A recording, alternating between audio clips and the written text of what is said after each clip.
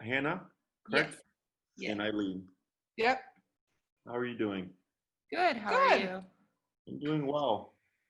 We put on the website on the form, but we record the videos and everything, just as a reminder. So we have Blue and Aussie Shepherd, correct? Yeah. And seems like he's being territorial. Yeah, he's very with strangers, he's very aggressive. With everybody he's known when he was a puppy, like 6 months before, perfect, loves them, but any new people, it's not good. Okay. So this behavior started as early as after 6 months? Yeah, he was born last year around March. And then a Halloween time, I actually was able to take him out trick-or-treating with us. Like, he was perfectly fine with all the kids roaming around and the costumes. And then somewhere after that, it just dropped off and has progressively gotten worse. Okay. So I know there's issues with people coming into the home, correct? Mm-hmm. And then outside, are we getting any reactivity? Yeah. So just the other day, we had someone just pull up like in a car to drop something off, and he had been sitting on the porch and was totally went off.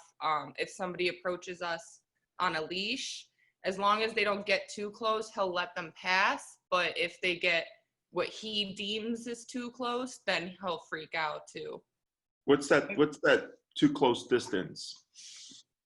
Like 5-6 feet, but it depends on the person too. Some people they can get kind of close, but if it's like some men in coats and stuff, it doesn't matter how close they get. It's very strange with him. Yeah, and so he has a range. It's hard to explain. He has a range of reactivity, but it's not really a range. So he's either on our property, so anything that's our property, he's like, I call him Cujo. Like, he's barking, he's snarling.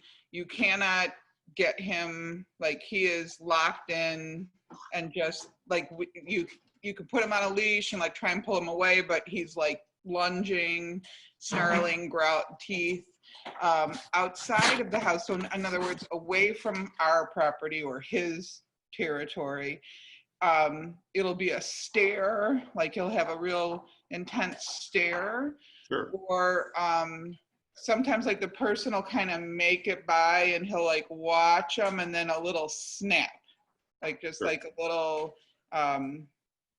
we call it like a warning, but just like really just a snap. So when he was younger, we could take him to the dog park and he was fine.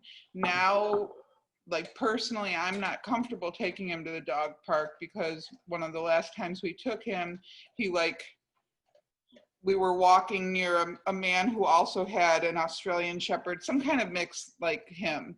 And we were talking to him, and he kept gave him a wide berth, like circled him, but at the very end came in and kind of like missed him, but like snapped at his hand. Yeah, like the guy reached out his hands for him to sniff him, and it looked like he was going up to sniff it, and then at like the last second was just kind of just like a nip, like I'm not. Like, didn't nip him, did not touch the hand, but it was a warning. It was a warning. Sure. Has he ever made contact? Yeah. I had a friend come over recently who she hasn't been in our life for a little while, meaning like when Blue was a puppy, they had met a few times, I believe, and Blue was a little weird with her as a puppy, like didn't totally like her, but like accepted her and whatever. And she recently came over, so it's been a few months since they've seen each other. And when she first like stepped into the house, he greeted her like an old friend. He went to the ground, showed his belly, let her rub all over him. And then about half an hour later, we had been in the kitchen, and I didn't see what had happened, but she said that he had nipped at her hand.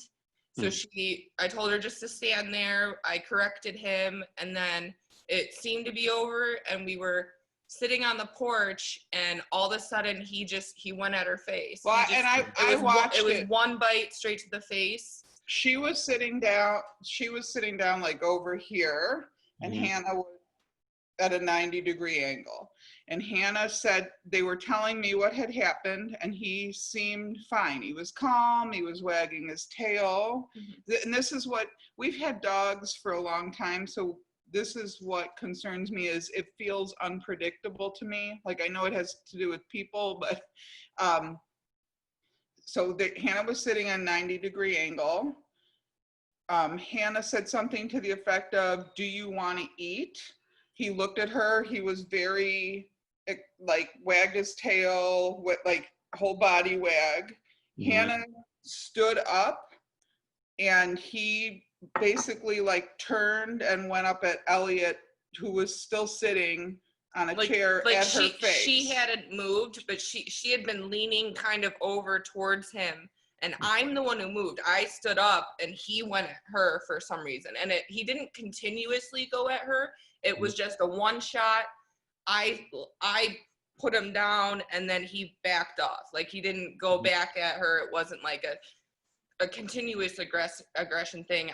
I could not even see what like had triggered something like that. To me, it was very out of the blue. Two, not punctures, but 2 scrapes. Okay. Yeah. He did. He on her face. Okay, that time that when Hannah stood up and then he turned around. Correct. Okay. Correct. Okay.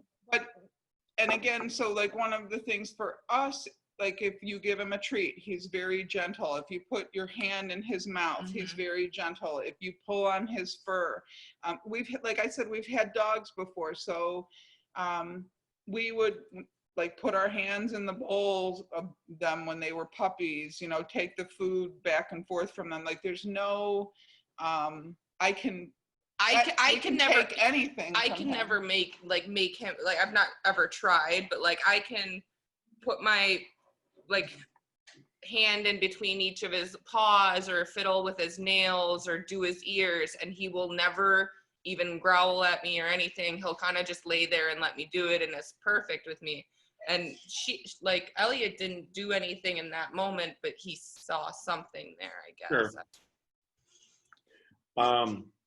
Anything else about Blue? So we have a cat living with us at the moment. It's not like a permanent thing. It's kind of weird, but he is absolutely obsessed with her. Due to COVID, so Hannah's our 3rd child. Hannah lives with us currently, and Blue is her dog. Okay. So, but due to COVID, one of her brothers has moved back in with his girlfriend, and they have a cat. Okay. So the cat is here with us. I see. And Blue is like, we have to keep them separated. So we have a gate going from upstairs to downstairs, and if he hears her, if he thinks she's upstairs, he's waiting at the bottom of the stairs, just locked in, watching her. And he will charge her, like if she makes a movement, he'll bark at the gate, bark at the gate, bark at the gate. And so just very obsessed with the cat. He does very similar behavior towards like lawnmowers. We've been working with him on just when we push our lawnmower around, and he's gotten significantly better with just us pushing the lawnmower around. Like, he can actually be out there without barking. But almost hurting the lawnmower. Like, he'll come in front of it and dip. He'll come back and forth on every side of it. Right. We live right next to, like, our backyard is shares a fence line with a active soccer field. So they mow it twice a week. They have kids out there. There's soccer games out there. So he's barking at the fence line all the time, trying to get to the soccer field when they're mowing the lawn. It's usually when they're mowing the lawn, but like if some of the kids are playing right along the other side of the fence line, he's right there. So that's been a problem this summer. I would say too, so the way the lawnmower thing, we decided we have a push lawnmower. And as soon as he heard the, like, you know, as soon as he heard the grip of it, he was on. The lawnmower didn't actually have to be on. It was just like the rattling noise. So we decided, Hannah and I worked with him. So we put him on a long horse lunge leash.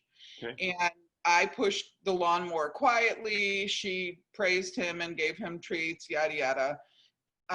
Very quickly, like that same day, we got to the point where I was mowing the lawn.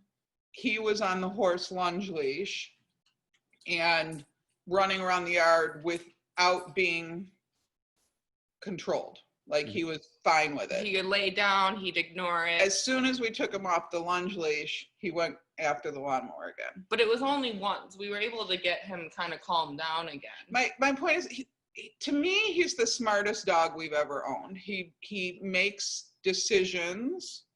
He holds things. He has things in his mind. Like I think he knows, like, I'm on a 20-foot lunge leash. Now I'm not on a 20-foot lunge leash. Right. And I like, he knows sit, he knows down, he knows paw, stay is non-existent. Not really. I'm okay with I it. disagree. He but it's again all on his terms. He chooses whether he wants to sit there, and if there's something better to do, he's not listening. My understanding of stay was you stay until I tell you. Like, there's a difference between stay and wait. So to me, stay is you stay there until I tell you otherwise. Wait is like, I'm walking out this door, let me pass, kind of thing. Right. Come is on his terms.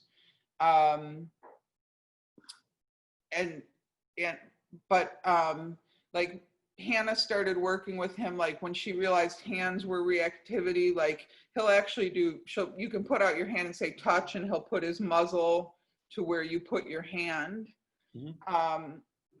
So I find him to be like super trainable and smart. However, he only wants to listen to us when he according to his own psychology. He had no formal puppy training at all. Yeah, he had no formal puppy class. So Hannah had a very serious injury when she got him in May. And then in August, my Achilles was sliced. So I was basically bedridden for like 5 to 6 months, like just trying to like do physical therapy and couch ridden, yeah. But I was in a cast and stuff. So I wasn't able in those, and I think this is the huge part of the problem, is I wasn't able to be there off the couch to correct him every single time he did stuff. Sure. Or work with him in the yard or anything. So yeah, that was a big thing. And she couldn't exercise him. So he's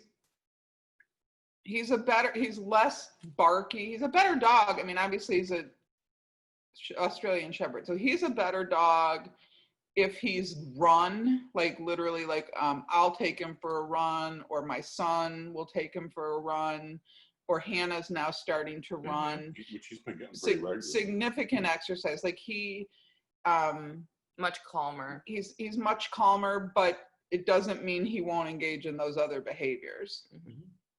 Right. Yeah.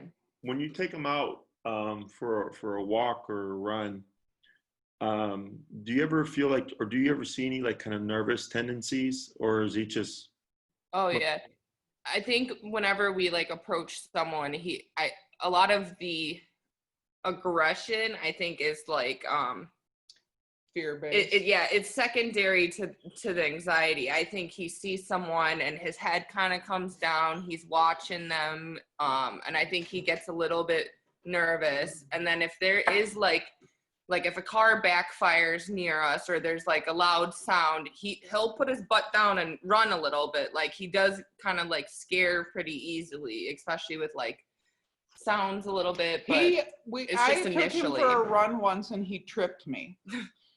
He tripped me because I turned right around a corner and a car, so we're on the sidewalk, and a car came around the corner quickly and made a noise, and he darted from my left side to my right side, right in front of me. And, Sure. and I flew right over him.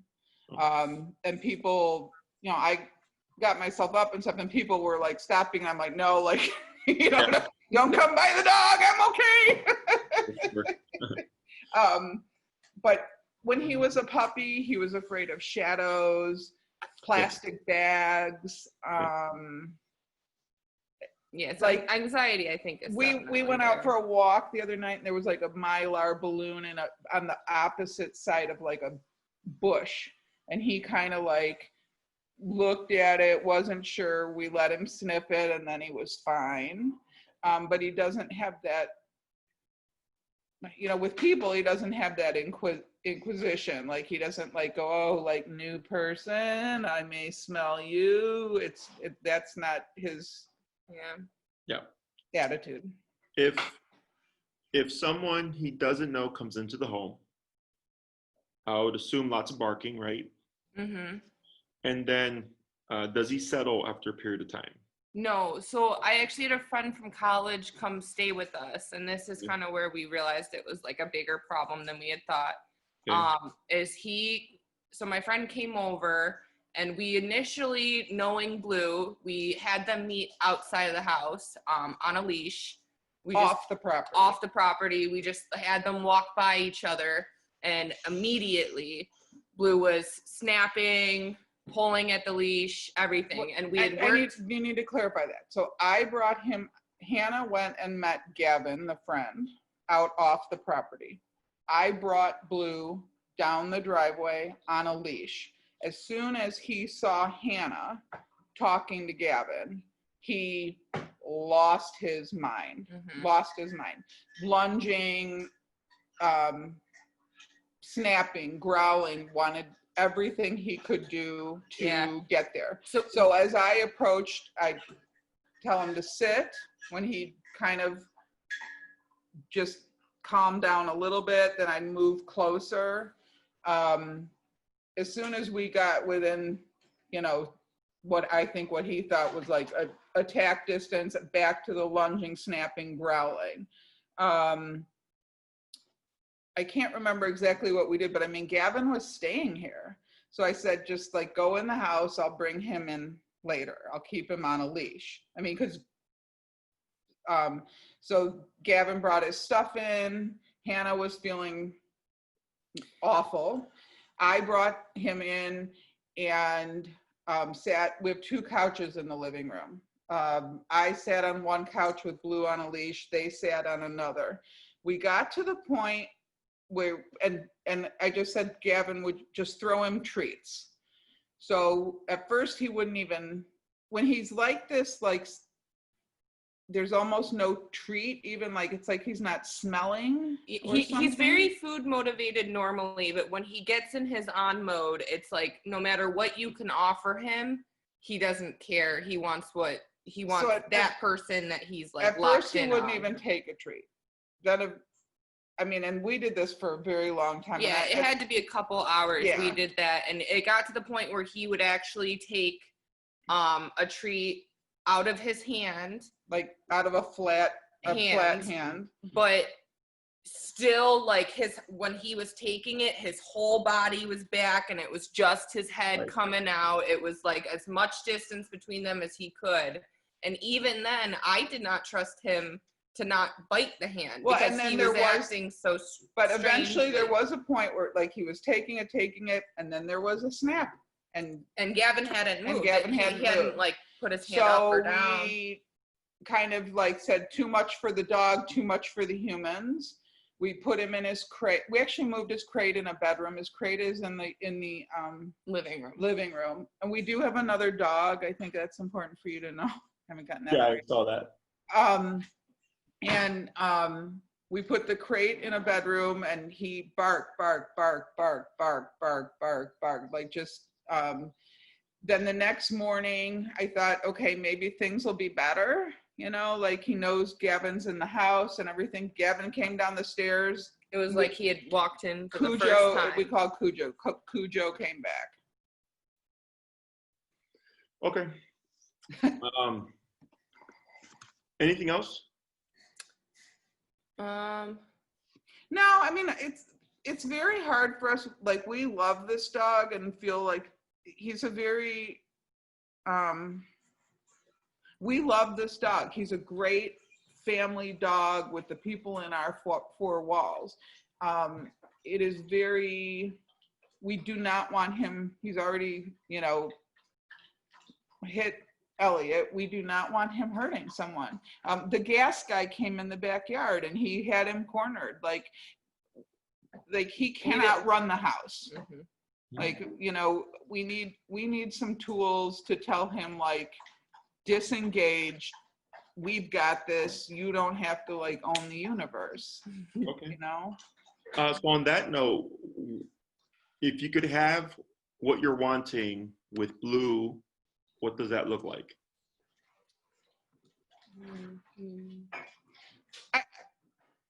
Hannah has always wanted a dog where she's 22. She wanted a dog where she could take him. Yeah, my initial, so before my injury,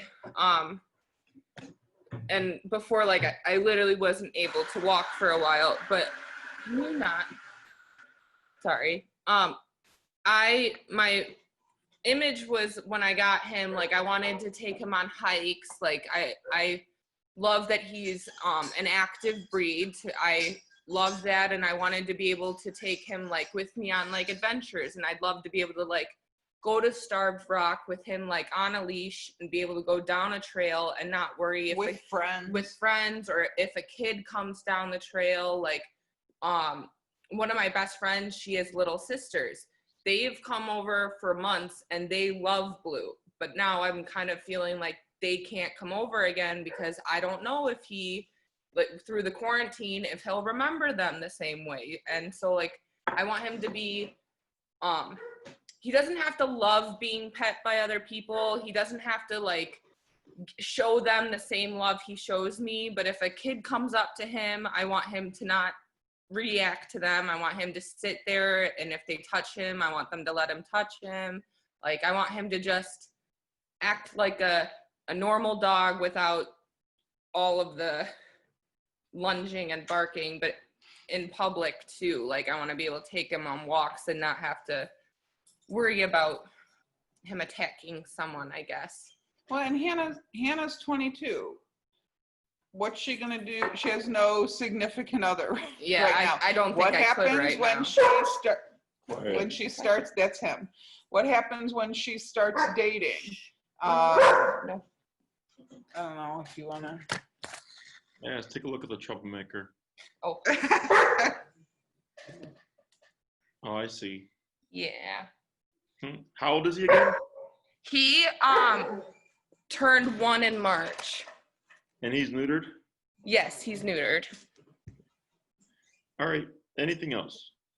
The only last thing was so my brother's getting married, so we do have to board him for a few days in July. And we're doing that through our vet. I guess I think it'll be fine since it's through a vet and everything, but I don't know if there's any, like, precautions or something I should take with that. I don't know if it could make things worse with him being away from me. So that's a tough question. Are you familiar with how boarding works at vets? For the most part, from my understanding, they basically keep them in a kennel most of the time. They pull them out to do, like, maybe one walk a day. But other than that, I think that's basically it, right? They don't do much with them. It's really just they're in the kennel all day. Right.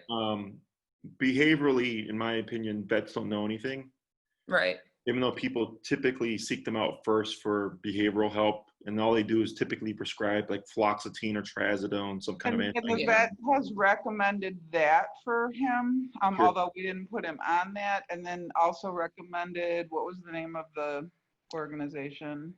Oh, like A veterinary Chicagoland behavioralist or something. Yeah. Yeah. No. I'll explain all that stuff. So I wouldn't expect much other than if he gives him a problem, and they may not be able to handle it, expect a call. Yeah. I had that happen to a client of mine who left to like Arkansas or something for like a week. Mm-hmm. And then he dropped his dog off Saturday morning, and Saturday night they're like, we can't take your dog out for anything. Like, you need to come get your dog. I mean, Oh. I'm in Arkansas for a week. He's like, what am I Right. supposed to do? So I went and I picked the dog up, and I know why they had issues. So I was able to take the dog, and he came to my facility. But you know, just be aware of that. Otherwise, like, at the end of the day, I don't personally care. Once I explain everything, it'll make a bit more sense. Okay. So it sounds like you have a nervous dog. Okay. And I don't think this is anything that you did wrong. I don't think that you and your injury had any factor in it. Okay. Because it's genetic. Okay. Right. So when you, from the beginning, I was already picking up nervous dog anyways. Mm-hmm. That's why I asked the questions that I ask. So when you said like when he was a pup and stuff, he was like scared of certain things, his shat, like a plastic bag is normal because you know what a plastic bag is, but plastic bags aren't natural to the world. Right. Right. The world is not supposed to be filled with buildings and cars and Targets and Walmarts. It's supposed to be trees and swamps and bushes and grass, right? It's all new and foreign to him. Correct. So I don't hold that against him, but the fact that he was scared of shadows right there, because that's all over the place. That's natural, right? So that's part of the reason. Some of these things is relatively normal considering he's a dog, okay? Right. The lawnmower thing, the fence thing, the territorialness around the home, all that stuff is instinctively normal, okay? Him escalating to aggressive tendencies is also normal, okay? Now, it doesn't mean you can't address these things. I'm just saying, I look at the world through the way a dog does, and I interpret things the way a dog does, right? And once you're able to see that, it removes a lot of frustration because now there's understanding, okay? So we'll tackle, for example, the territorial behavior with people coming into the home, okay? Because that's the easiest. That's the easiest? Yeah, it's the easiest to understand, and it's like all the stuff is technically easy, okay? But there's like some nuances behind it. Right. So, you know, at 5:30, you know, your friend is gonna come over to watch like Netflix, right? Your dog doesn't, okay? Right. And so when that doorbell goes off or that knock happens, it triggers instinct of territorial behavior because it's outside the norm for him. Right. So he goes into territorial mode, suspicion, but then you have a nervous dog. So those two things get tangled up, and he doesn't know how to resolve it because no one's told him, you don't need to be territorial. This is our guest, okay? So that's one aspect of it. And then there's the nervousness, okay? But if you shut down the territorial behavior, there should be nothing to fuel nervousness, okay? Doesn't mean he won't be nervous, but that's like the theory, okay? Right. So if I communicate to him like, hey, you need to back off, calm down, and not charge my guest, and this is no obedience, okay? This is body language, this is communication. And I invite the guest in, he's like, oh, well then since you're telling me that you trust this person, then I guess that doesn't have anything to do with me. But if no one communicates to him in a manner that he understands, he's gonna stay stuck, territorial and suspicious.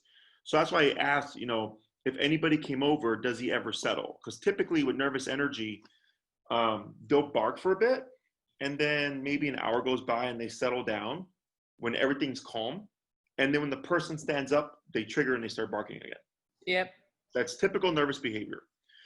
So, because when Amazon comes, when the UPS comes, when pizza delivery guy comes, like this is all normal to us. Right. For the dog, he's like, "Who the hell are you?" Okay. I've never seen you before. Yes. So even though, and like, let's say he has seen the person 1,000 times, right? And you're like, why doesn't he ever trust this person? Because he's stuck. He can't get past suspicion because he's nervous because no one communicated to him. So it doesn't allow his brain to register like, oh, I've seen you 1,000 times and you hang out with Hannah, every day for an hour or so. Like this is normal, right? So this is super common. Most dogs are territorial, except they bark, and then when they see it's a person, they go into like I love people mode, Right. right? Because That's how our other dog That's our is. other dog. yeah. But so that's the difference. Okay, is that the other dog is stable, friendly, does the other dog bark as well? She does. She's also a puppy. She's a little younger than him. But she like immediately if a person comes in, she goes right to love. Like she'll bark at them at first, but it's a really easy transition for her to trust them. Right, because so the knock would trigger Territorial because she's like, who's there? Right. Then when she sees person, She's the like, oh, brain it's fine. shifts. Yeah, it's fine, exactly, just like Yeah. that, right? So it's kind of like if you wake up in the middle of the night, 1 o'clock in the morning, and you come downstairs and one of your friends is there out of nowhere. Mm-hmm. Like it's freaky. Like what the hell are you doing here, right? Right. It Kind of takes like a that second for- to come down from that. Yeah. Exactly. Like but so for that's Blue. Okay, he's more suspicious, but he's more so overall suspicious. Whereas humans, we understand, obviously, if you see your friend after a knock and they come over and it was planned, no big deal. Or even if it was a surprise, they knock and they alert you like, hey, we're here. As opposed Right. to waking up randomly and then finding a friend in your house that's not supposed to be there. Okay, so that's how I see things for the dogs, right? Yeah. So the fence reactivity is normal as well, because he's just saying, this is my territory, stay out of it. Right. Okay, so whether soccer players, lawnmowers, stuff like that, that's where that's coming from. So again, normal behavior, but they're just mowing the soccer field, like who cares? Yeah, but he doesn't know that. Yeah, he's just saying, hey, you better stay out of our yard or else. Okay. The lawnmower in the yard, so what you ended up doing was you trained him in a context where, like you said, when he's on a leash, he's like, okay, I can't get to it, but I'll get these like rewards, and you're able to move him past that. But then when you give him the opportunity, he goes into, well, I still don't like the lawnmower. Right. Yeah. Okay? So that's normal. Okay. Now the reactivity on a leash, imagine like when you go out for a walk with him or a run, imagine like you are your own moving territory. Okay. You have your personal space.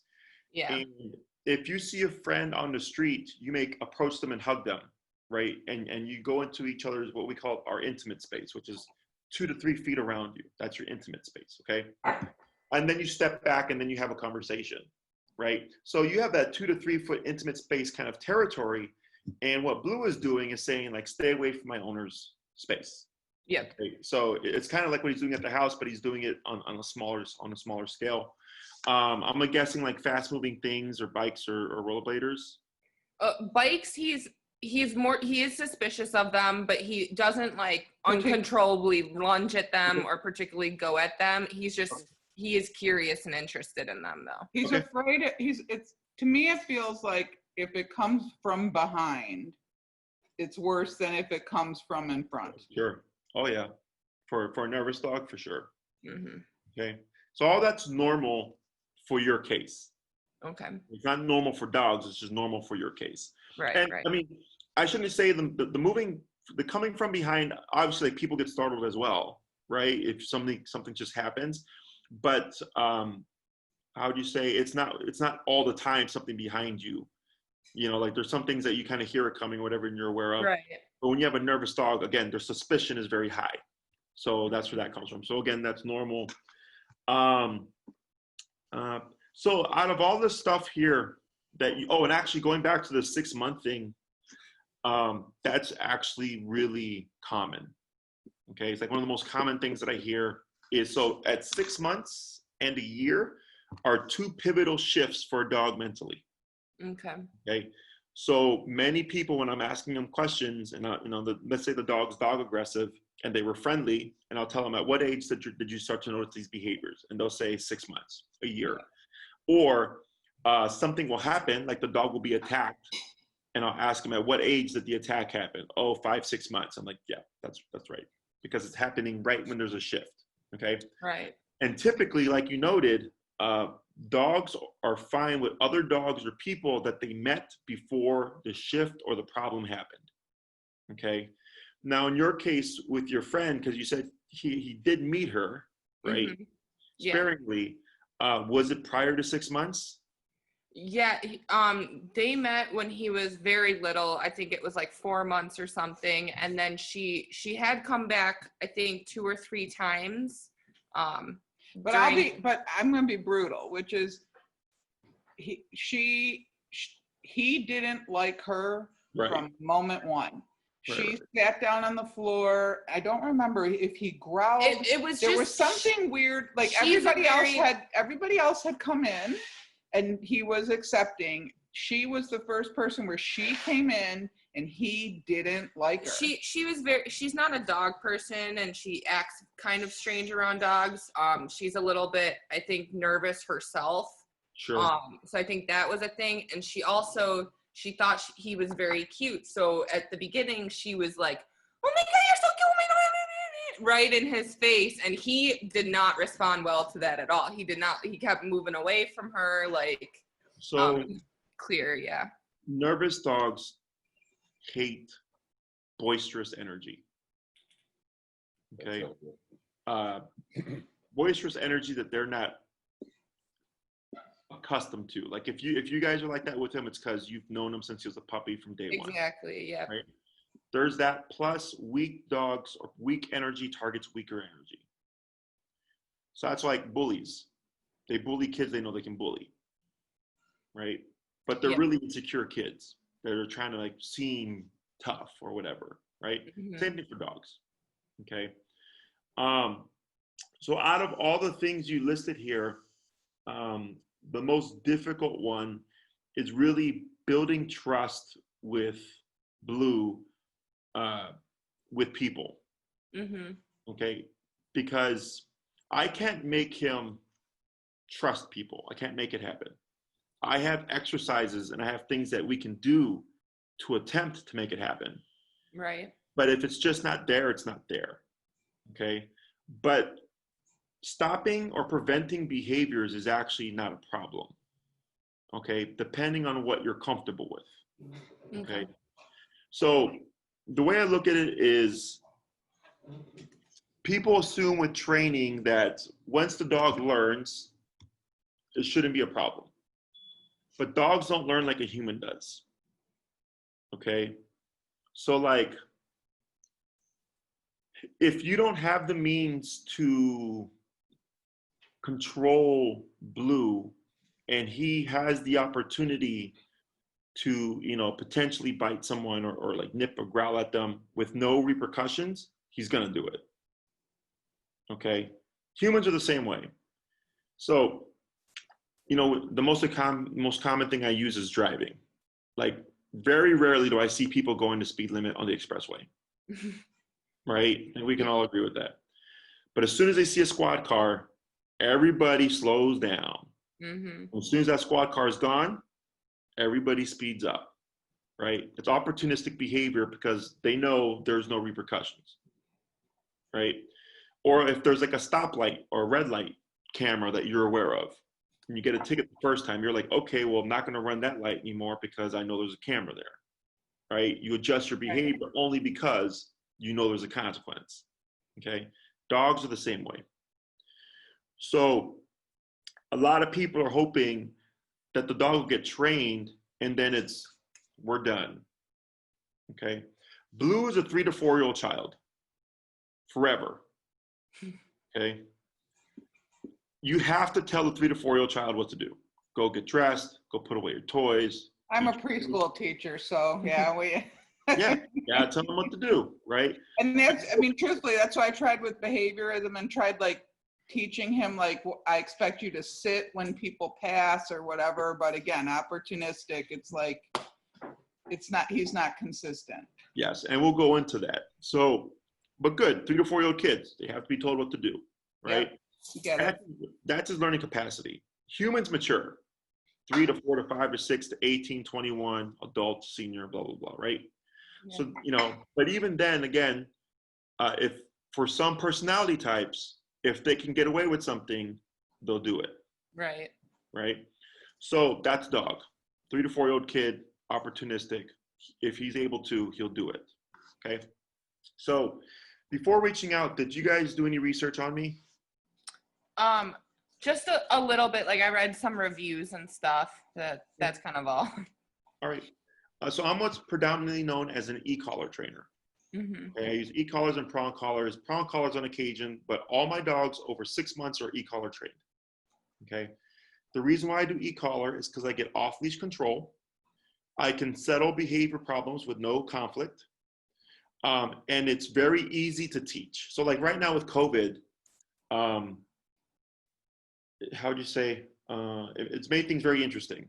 Everybody's Yeah. the way to operate, right? We're doing a Zoom consultation, and it's allowed me to do hands-free training where I just coach the owner through everything. Okay, and that's why we record all the videos, we put them on the internet to show people it works, right? And it's not contingent on me doing anything with the dog. I actually prefer it this way because the owner learns everything from ground zero. And 2, nothing is associated to me. Right. Because I'm a trainer. I'll get the dog to cut the crap in 5 minutes.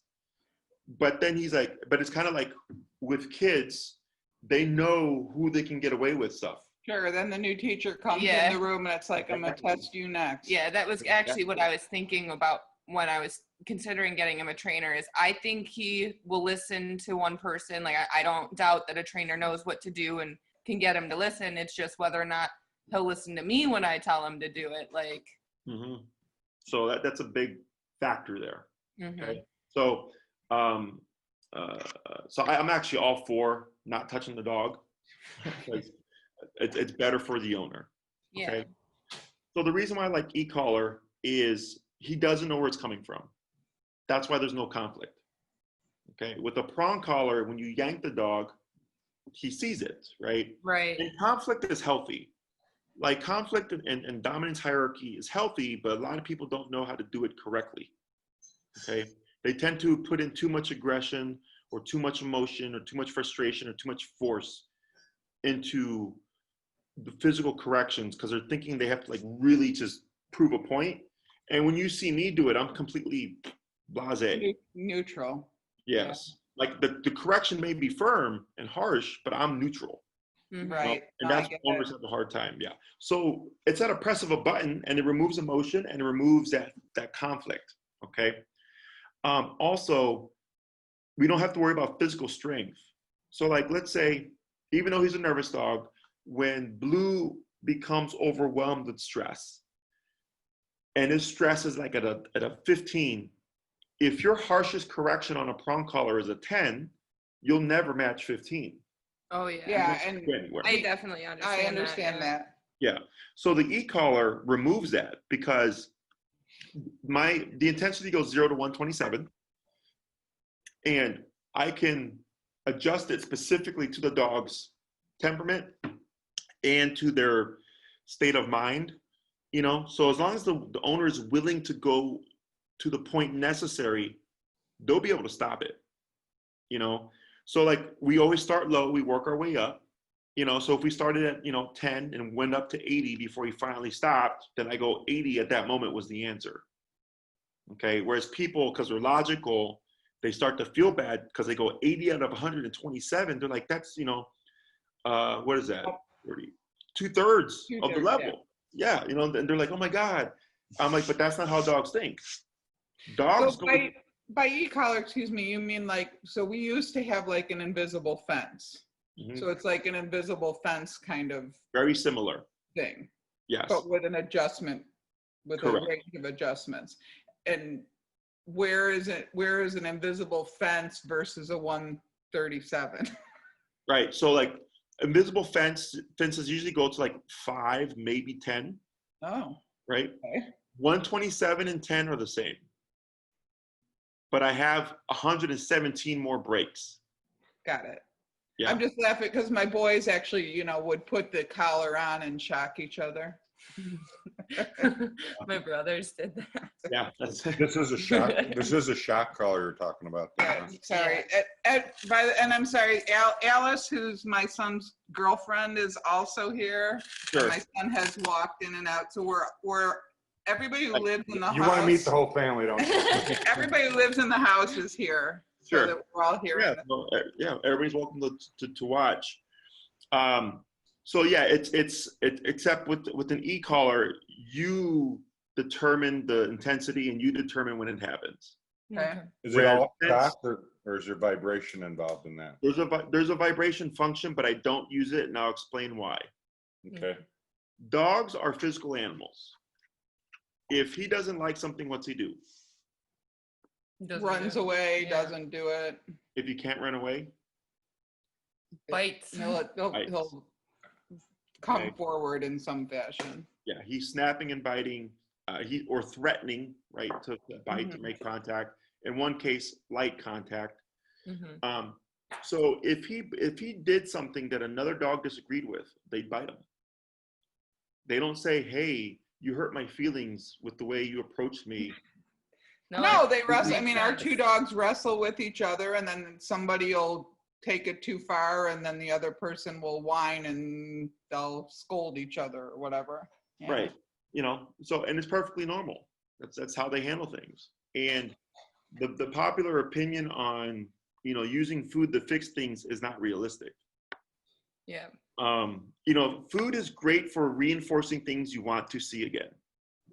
Okay. But it is terrible for things that you do not want to see again. Right. Okay. So like for me, I was raised old school. I was spanked. My mom's intention wasn't to hurt me, but it hurt. But that's how she deterred me from making certain decisions, right? And then of course I got rewarded when I did good things. If I brought home good grades, if I did all my chores and stuff like that, right? So there's incentive and then there's motivation to like not do things, right? It's the same thing for the dog. But in the dog world, the incentive is actually to not be corrected. Okay. So Mhm. like if the other puppy were to do something to Blue that he did not like and he snapped at her pretty good, okay, the next time that context comes up, she's going to think, I Better don't want not to do be, that. yeah, so I'm not going to do it. That's the incentive. So negative consequence can be a motivator or an incentive to not do things as well. So I actually personally, as a teacher, think negative consequences are a better motivator than positive. Like, Oh, I think yeah. you learn more from your mistakes and failures than you do from your successes. absolutely, right? But the world is gotten, in my opinion, soft and is gearing more towards, talk it out and, all I these would things. agree with you. And it's funny because in the dog training world and in the children world, the concepts of positive and negative kind of go in waves. Like positive will be popular, and then negative will come into effect, and then positive comes back, and it's just this constant struggle because of the way people view things. So for dogs, I'm not saying that positive is bad, but when it comes to stopping things, It's I don't care ineffective. about it. Yeah. Okay. So for this case, I wouldn't come in and say, let's put him in context where we know he's going to act out and just spank him all over the place with the collar. First, I would start off with just formal discipline, teaching them how to do the most important exercise in all of this stuff is the heeling or the leash walking exercise. Okay. So when I walk a dog, they're right at my left side, no tension in the leash, completely slack. If I take one step, they take one step. I take 5 steps, they take 5 steps. When I stop, they automatically sit. No words. Okay. Just through the concept of pressure and discipline. That helps fix and resolve a lot of problems. Okay. Now, I don't expect it to fix certain things about your dog, like the nervousness of people going to pet them and stuff. But what happens is it helps toughen them up. So let's say someone comes to pet him, that's a stressor. Okay. He's getting nervous and he might perceive threat, which is why he acts out defensively. Snap, snap, stay away from me. E-collar is physical. And I can shape it to toughen him up, essentially through physical discipline. So then when someone approaches him, the theory is, well, if he's like, well, if I can take an ass whooping here, why can't I handle this? Right? Because there's nothing even physical there. It's just the thought of something happening, you know, and that's where we start. So I start with the leash walking stuff to see, what does this fix? Because then we don't even have to worry about tackling those things, okay? The leash reactivity is leash reactivity or lunging towards lawnmowers, on like any of that stuff would be resolved with the heel, okay? And then it sets up the foundation for everything else. The territorial behavior in the yard and the fence barking, it's really just consequence. Cut the crap. It's that simple. I don't care if he likes the soccer field. I don't care if he likes the lawnmowers. It's just, you don't bark at it. It's very simple. Exactly. Okay. The territorial coming into the home, there has to be communication, which isn't hard. It's just a matter of, how would you say, understanding it and performing it correctly, and then seeing what it achieves. Okay. It all comes down to how far are you willing to go. So I've come into homes with dead dogs where another dog killed a dog in the house. Okay. Because they got in a fight over something, food or the couch or, you know, water or toy. And one dog determined, you know what, I don't want to deal with you. And I don't think you're going to learn this lesson if I just beat you up a little bit. So I'm going to just take you out. Right? That's how dogs think. I'm not saying to kill your dog, but I'm saying you have to be willing to go to a very harsh extent if needed. Right, because he's willing to go kill somebody, like to keep them away from me. So I have to be willing to correct him enough to prevent him from doing that. Right, because so imagine in his mind, because if he's protecting you, technically he's not coming from a bad place. Right. Right. And if the thought is, you know what, I will take you out in order to protect my owner, you have to be willing to be so harsh, because you have to override his logic. Right. And his logic is actually logical, because he doesn't see, in his world, he doesn't see, you know, that person is your neighbor across the street approaching you. Right. So, you know, say hi. Right. So in his world, he's being logical. So since there's like a valid point behind it, you have to be even more firm to kind of get the point across of like, no, I don't need you to do that. Okay. And this is all if needed. Okay. I don't know until I start working with the dog. But that's how we find these things out. So if he becomes reactive and we end up going to 85 when he stops and finally stops, and I tell you, okay, when you see this context happening, be ready, be at 85. And I come back the next week and I go, how'd it go? And you go, Jesse, it was terrible. And I go, why? They're like, he lunged at somebody. And I was like, and I couldn't stop him. And I go, how did you go? 25. 25 is not 85. Okay. That's the hard part for people. Okay. Once you can let that go, it's much easier. Okay. He's not going to hate you. He's not going to, how do you say, disconnect from you or anything like that. This is how dogs communicate. Okay. But first we'd start with structure. And I don't care about the obedience. I care about the discipline behind the obedience. Does that make sense? Yeah. So if he's lunging at something, I don't care about sit. Because even if he sits, the moment I give him freedom, he just go right back to lunging. Exactly. It's really just, you don't lunge. Okay. So one trainer put it as, it's more important to teach a dog what not to do than it is what to do. Okay.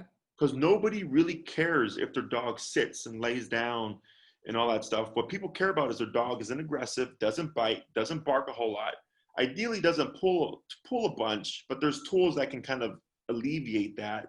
They don't jump on people. They're friendly, right? And that was a problem we had. Like when she had her cast, like she couldn't walk him because it was icy and he was dragging her down the street. Well, and he's gotten a lot better with like pulling and just like basic obedience with me. It's the lunging at other people and stuff. It's the behaviors that I don't want that it's kind of left. We don't have full control over him. No, but not especially in those situations is what I'm saying. Like, right. So, when it comes to the e-collar, people, the most common question I get is, when does it go away? And I say it doesn't when you need it. Okay. So in the home, in most cases, you're not going to need it. You'll only need it, like, let's say your friend's going to come over. That's a stimulus. That's a change out the norm, right? You would need it. With some clients, the dog has it the entire time. With other clients, the dog wears it for like until everybody's there. 15 minutes goes by, the dog's settled, they don't need it, they remove it. Okay, and very rarely will they not need it, period. Okay, but you have to factor in that your dog is nervous.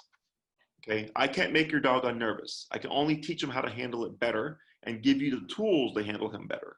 Okay, anything in the house, like let's say the cat thing, or anybody that would live in the house, that if there was any tension there, that's easier because that's the norm. That at some point we would expect the collar to go away. Okay, in the yard, that's a variable. Because the lawnmower is infrequent, it's 2 times a week or whatever, like you said, right? Mm-hmm. And I'll give you other means of correcting him that's not solely reliant on the collar to give you other tools, okay? For like in the home. Outside, when you're on a walk, or if you're hiking with him, or if you're doing anything like that, you would absolutely need the collar, okay? Mm-hmm.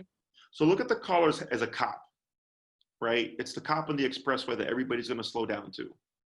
So when he has it on, he knows mom has control, so I'm gonna behave myself, okay? And should he be surprised or caught off guard and try something, you have the means to get him back under control, okay? And you get up to off-leash control. Because he's not a kid. Like, he can't learn a skill and like, or learn like, oh, you know, it's okay, the world's a safe place, I don't need to worry, because he's a 3 to 4 year old kid. Okay. In terms of length of time and cost, how much does your dog weigh? He's about 55 to 60 pounds. Okay. I want to say closer to 55 or 50. He goes in for his 1-year checkup. Yeah, yeah, I think within the next 2 weeks. How is he at the vet, by the way? He did, so in his file, there is a little thing that the first time we brought him in, at 16 weeks. At 16 weeks, he did growl at the vet when the vet shined a light in his eyes. Sure. That was the most during that time. I think that was, and then they said, I don't know if it was that was IV, never mind. No, that was at the vet, they can cut his nails. He's super nervous the whole time. He's nervous, but he doesn't seem as reactionary. Yeah, but he is super but we nervous haven't taken at the vet. him in a while. So we'll let you know in 2 weeks. Okay. So the collar that he would need, you have 2 choices. One collar is $287 with tax. It's for 70-pound dogs and under. The other collar is $352 with tax, and it's for 70-pound dogs and over. Okay. I recommend you get the more expensive one, but at the end of the day, it's your choice. The reason why I suggest the higher powered one is because he's a thicker coated dog, so that's a variable in terms of contact and how much power we will get from the collar. And also, we want to factor in that if he goes under stress and becomes aggressive, adrenaline is pumping, right? So it's like getting in a fight and you get punched, you don't feel anything in the fight until afterwards because your adrenaline, okay? So I'd rather err on the side of having more power and not needing it. In case he gets crazy, I'm not worried about, am I gonna be able to stop it? And I've had dogs be maxed out on the collar and not give 2 craps about it because it wasn't the appropriate one, okay? Right. It's waterproof, it's a 1 mile range for the more expensive one, and it'll last you a very long time, okay? I've been using these collars for 10 years. I've had my collars about 8 years, and I've had no issues with them.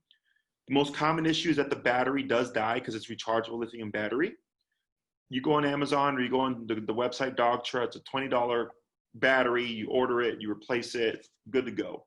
All right. Otherwise, it does come with a year-long warranty. And if you get on Amazon, I think you can extend it to 3 years. If anything happens within that time frame, you just send it in, they fix it, they send it back. Okay, so it's an investment, but it's going to last you a very long time. In terms of length of time, you have choices. It just comes down to, you know, budget and how much work you're wanting to put in. The way I approach this is, if someone tells me this is what I can do, I'll tell them, well, this is what I can do in response, right? Like, if you can only afford this much, or if you only have time for this much, I'm going to focus on the bare bones that I know you need. Okay, I'm going to cut out all the extra crap, and I'm going to give you only what you need. Mm-hmm. So I have a 6, 9, and 12-week program. Okay, it's 1 day a week for an hour. With 6 weeks, what I would expect to be able to address is the leash reactivity and the leash walking. We'd cover the inside behavior, the territorial behavior, the fence behavior. Lawnmower is not a problem. And more so, like, not being reactive to people, but I don't feel we'll be able to press him to the point of socializing with people. Okay. It'll be more so you have him under control, and we don't expect that he's going to become reactive. If he does, you have the ability to shut it down. Right. Okay? But you, of course, have to go to the extent needed. The 9-week program would be all of that stuff. Depending on how you want to go about it, we could address socializing, but don't expect it to be done within the time frame. Mm-hmm. Okay, it's more so I teach you the exercises, and we see how he does. And if I feel like it's going positive, I'll tell you, continue these exercises. I've had people take a year. I've had people take months. It all depends on the dog, and it depends on the owner. Okay, mm-hmm. How what's the word? How consistent they are. Yeah. How far they're willing to go. How often are they able to practice, right? And then with the 12-week, we'd cover all that. Plus, I would push for more just obedience type control. Okay, meaning, so we had the leash walking, recall, and stationary work, meaning if I tell him to lay down and not move for 3 hours, he's not moving for 3 hours. Those tend to be like the kind of like the trifecta of what people need, which is the walk with me and don't pull, which addresses reactivity, to come to me when I call you in case he's like running off or something, so we don't have to worry about him when you're hiking. Right. And then the stationary stuff is if it's not in him to warm up to people, then the way that works is if I tell him to lay his ass down and not move, and then I tell my friends, hey, give him like a 6-foot, radius and just like leave him alone, he won't bother you. It's kind of that in between. Okay, mm-hmm. Like he's not going to warm up to people, but you're not worried about him charging after anybody. Right, which is kind of like at least what I want, like, is him just to be able to be in the same room as other people without and tolerate reacting. The fact that they're there. He doesn't need to necessarily like he is very cute with me. He's a little wiggle, but he licks every part of like my hands and everything. He doesn't have to show that same love. Like, I'd love him to do that. I'd love him to be that comfortable around other people. But again, that's not like, if it can't happen, I understand that because it's just his kind of personality. Right. What I'm doing here is I'm educating you on owning a nervous dog. Mm-hmm. Okay. And in some cases, we turn them around. In other cases, we don't. That's just the reality of it, right? And there's a lot of variables in play. There's a dog, there's the human, there's the environment. And what's a pro or a positive is that when it's towards humans, you can tell people what to do. So we can instruct them how to move to ease them into it. But when it's towards dogs, it's difficult because I can't tell a dog approach this way and slowly do this and then do this and crouch next to him. Like a dog's not going to do that, right? But with humans, we have that advantage. So what I'm doing here is for the shorter programs, I'm targeting the behavioral stuff because that's really what's going to impact him that way. Like, you know, trying to build a sociable dog in a realistic context, which is friends that come over, people he would see on a somewhat regular basis. I don't care about people outside because that's not realistic. You know, if someone just came up to you and started grabbing your hand and giving you hugs, you don't know them, and you're like, who the hell are you? Right. But you don't bite them because you're not a dog. So, you know, that's the reality of it. Other than that, this is a pretty standard case. Like, I work with this stuff all the time. It's nothing out the ordinary. What I would highly suggest is that we do muzzle train him if he's not already. And we would send you videos. We would send you videos and you do it on your own time. And I would start that immediately. Okay. Because let's say we're making great strides and we get to the point of we want to socialize them. That muzzle removes a lot of stress and anxiety. Right. Right. It alleviates the chance of a potential bite tremendously. And it makes your guinea pig feel safe too. Okay. And then muzzle training can take anywhere between. And that's hard because nobody wants to be a guinea pig to an aggressive dog. Yeah, you know. So that helps. That helps with that. And you do want to start that now because it could take anywhere between a couple of weeks to a couple of months, right? So if you start that process now, ideally by the time we're ready, he's good to go. Okay. Okay. Otherwise, if you wait last minute, the muzzle is a stressor because he doesn't have his primary source of defense, right? So then you slap it on him, and then it's like, we're gonna make you be touched by people, and then he's like, hold up, like I can't bite them, and I'm gonna be touched by them, like Right. no, right? So it makes it harder. And we have videos on my website that Maria will forward to you, and you can watch them, and you can just start that process. It's real simple. And if you have any questions about it, you can always ask me. What we've done with these programs because of COVID is we've added 2 Zoom sessions to the training sessions. Okay, so you have 6, 9, and 12 sessions with the addition of 2 Zooms for any indoor stuff or for any kind of general questions you might have. This way we can use those in-person classes to handle the stuff that needs to be done in person. Okay. And you can always, you know, there might come a point where we need to do a class, but we can't do it in person. We have to do a Zoom session. Like it's fine to turn one into a Zoom session. It's not a problem outside of those 2 that you already get. Yeah, that's pretty much it. Okay. Any questions? Cost. Yeah. What's the cost difference? So between like the 6, 9, Sure. and 12? 6 is $825. 9 is $1175, and 12 is $1550.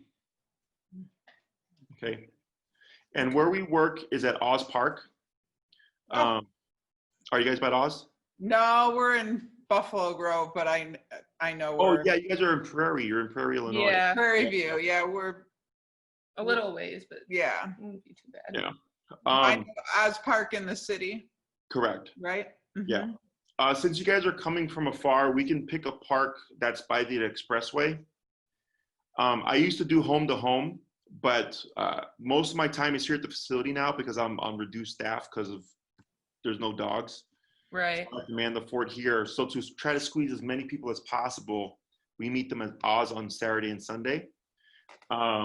But we have another client that comes from like Elgin. So we meet them, I believe, at Independence Park, which is off the expressway, to make it easier for them because Oz is like off the expressway, then you got to go into the city. Right. So that's not a problem. There is the option of a board and train, which I don't know the price off the top of my head, but Maria can send them to you or they're on my website. They're more expensive. I think that was one of Hannah's questions, like directly, is since we're going out of town anyway for the wedding, does it behoove her to board with you and allow you to train him right from the get-go versus leaving him with the vet and just, you know, the loss of another week? Right. You can. The only drawback to a board and train is that you don't see the work. Exactly. And that's what we were concerned That's about. what my concern with that has always been, is I feel like me and him have a very good bond that like I cherish. And I think a lot of his improvement is going to come from like me being the one training him and not Right.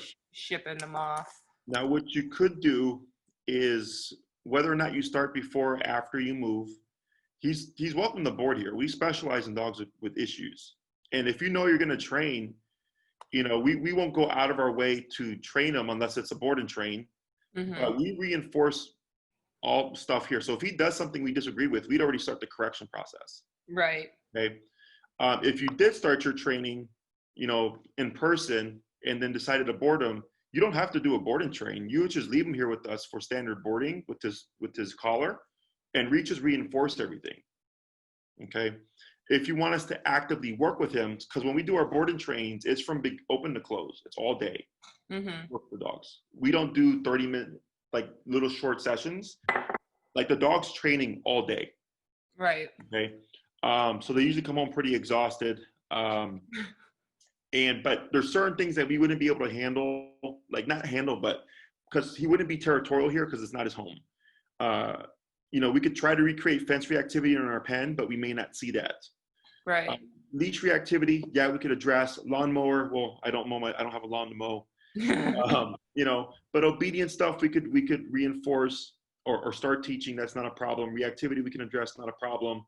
We can press them with the handlers here on nervousness and being touched. Yeah. That's not a problem.